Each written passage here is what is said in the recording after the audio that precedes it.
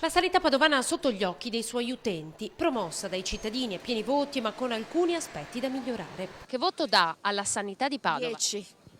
Belle esperienze? Sì, sono stata in ospedale e sono stata seguita su tutto. Secondo me funziona, va benissimo. Ottima. Come Per liste? quello che ho avuto bisogno io è ottima. Il mio compagno è stato operato d'urgenza da appendicite, ci siamo trovati benissimo, infatti pensavamo quasi fosse una clinica privata.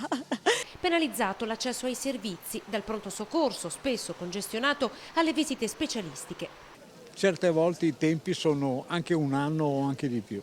Così si va dal privato. Esatto. Infatti. Beh, tipo mammografie, cose del genere. Ecco. Poi, Quanto tempo?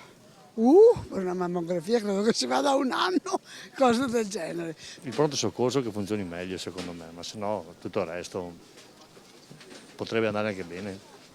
Su molti utenti ha pesato poi la rivoluzione di alcuni dipartimenti di cui ci siamo largamente occupati.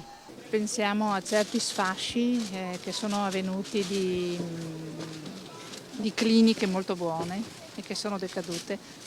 La clinica ginecologica. Una è quella oculistica, parecchie.